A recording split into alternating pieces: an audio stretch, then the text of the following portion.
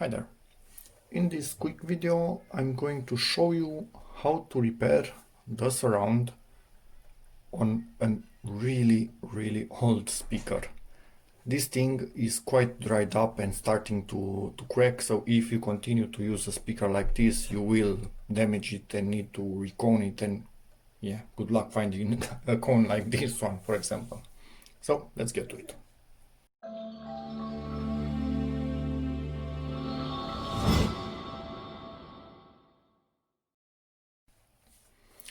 Okay, so you might have seen maybe over the years speakers that have this edge. They are fully paper coned. They don't have rubber or cloth or other type of foams around, for example.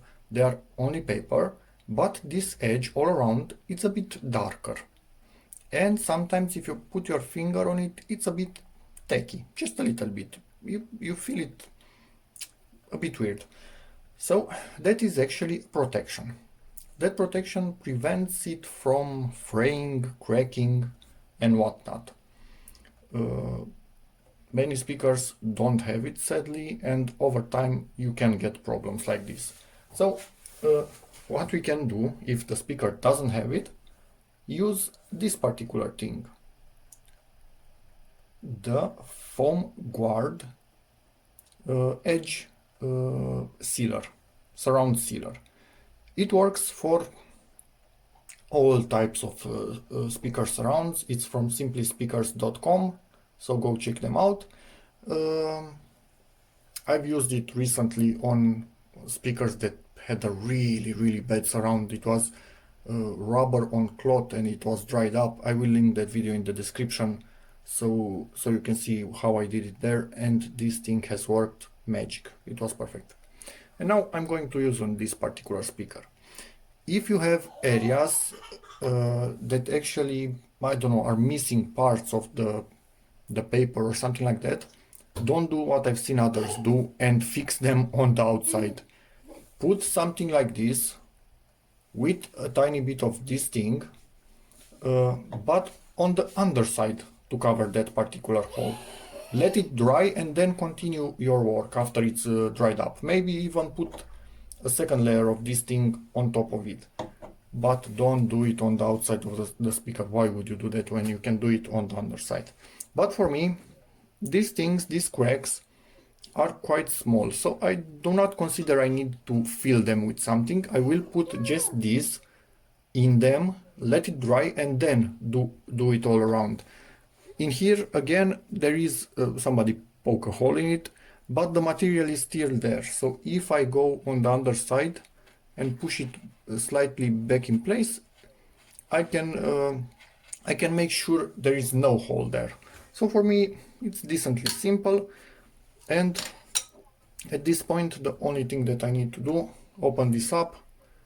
Yeah, I bought this a while ago, so maybe it's a bit thicker than it should actually be. I could possibly put water in it to make it thinner, but I don't think that's required. So when it wants to start flowing, I will show you how I cover these cracks and that hole in a minute. Okay, this thing is ready to flow. Baby girl in the background making noise as always. Just fill this with the minimum amount that you actually need to get it filled, the area where you have the problem, and then we will, again, as I said before, let it dry. Yeah, you can use the brush to make sure it's where it needs to be,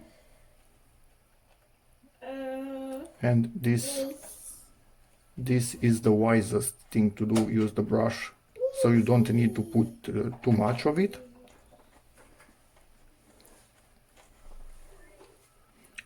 Also, this brush came with this particular edge sealer. You get a brush for each one of these tubes. Okay, that one is good. Let's see now. We have one right around here. This is a longer crack, and you might be thinking why does this happen to speakers? Well, if you are thinking about it, it actually makes sense, sadly.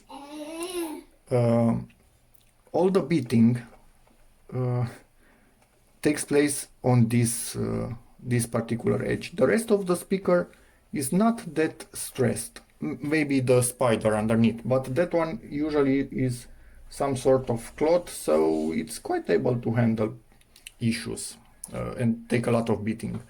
But the paper here, maybe you can even see it, tiny, tiny, tiny, uh, I don't know, particles starting to come out. Paper is not meant to bend that many times as it actually does in a speaker. Yes, it's a special type of paper, but still. So this is what we are trying to do now.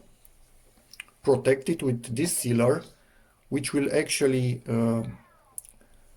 I don't know, make it even a bit flexible, because this thing goes into the fibers of the paper itself. It's quite nice when you see the results of what this thing can do on an old speaker. And I think I have one more crack in here, so cover that one out. And yes, sorry, I didn't tell you, this thing does not dry up white. This thing will be transparent. So yeah, it will be darker than the rest of the speaker where we don't use it, because paper is darker when it's wet, and impossible to do anything about that. But actually for me it looks kind of cool when it's dried up.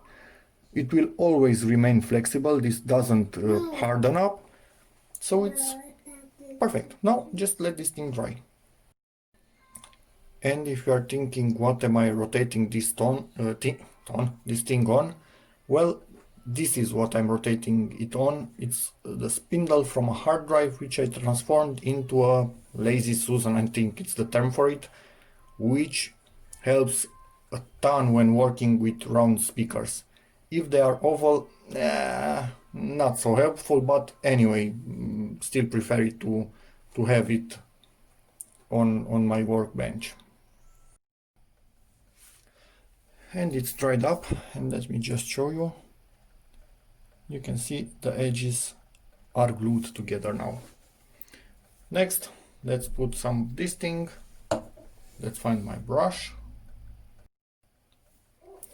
What I want to do now is put some of this sealer all around the speaker in a groove. Not too much, not too little, just enough so I have what to spread around. And yeah, let me do this in high speed. It will take a little.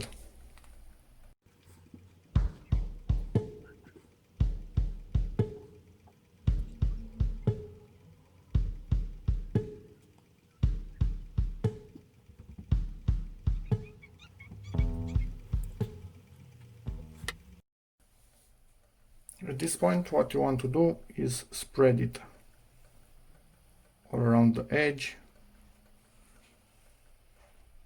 So a few full rotations of the speaker will be necessary for this, for sure.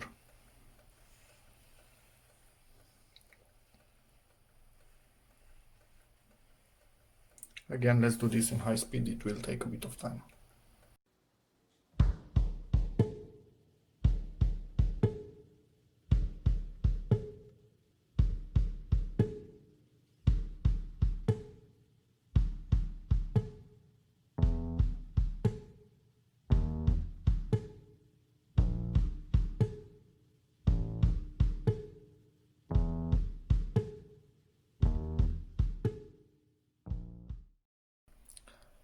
At this point, there's nothing much left to do than wait for this to dry out, and then give this speaker a little test, check if everything is okay, no rubbing of the coil or something like that, although 99.99% impossible, but yeah, always good to test something after you are done working on it.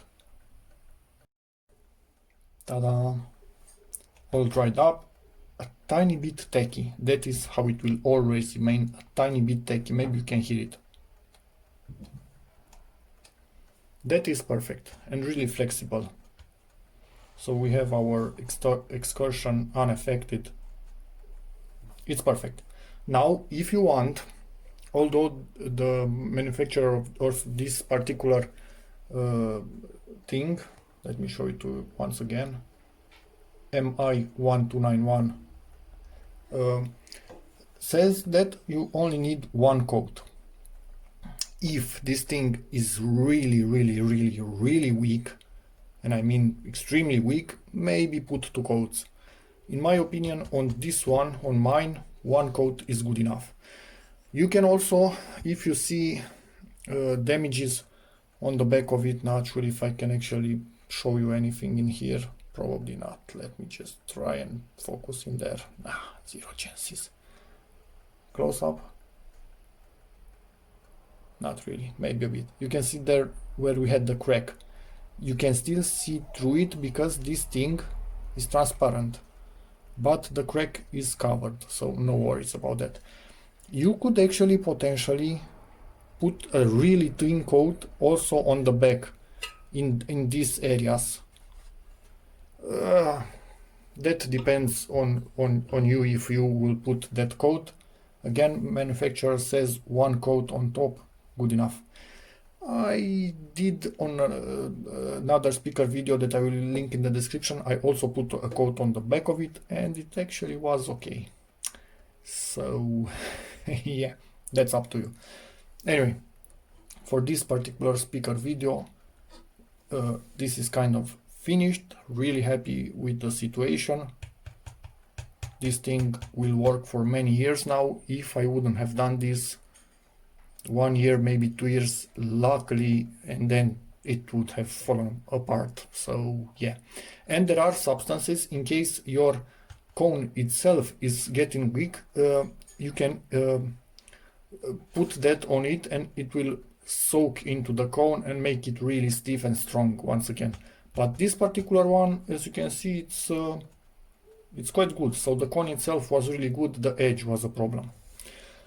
Yeah, hopefully this video helps you.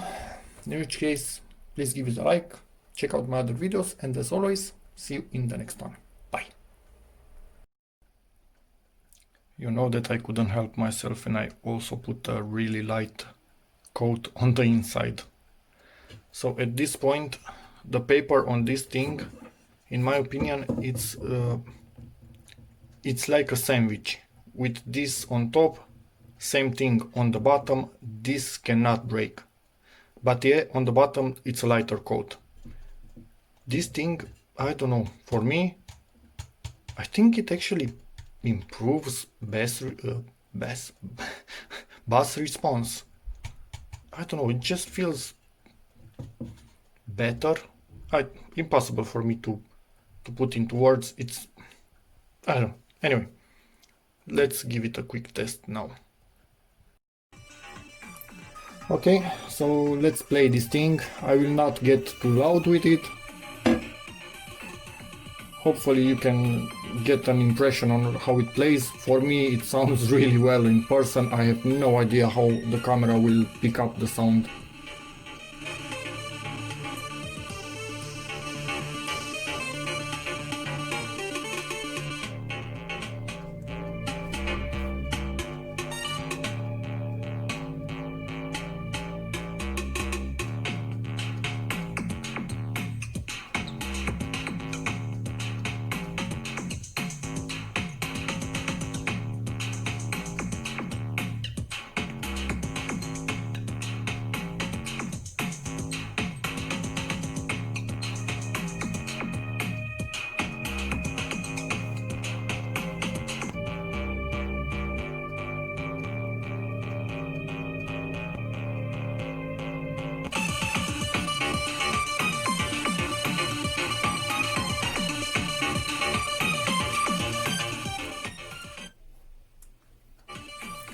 Yeah, so that is about it. Sounds really good. Let me try and do at the end of the video, after I say bye, a little bit of an excursion test, but that will be without sound because obviously I need to crank up the volume, and this is not a speaker with big excursion. It's not its purpose. Anyway, let's see what we get. So thank you for watching. Hopefully this video helps you, in which case please give it a like, check out my other videos, and see you in the next one. Bye.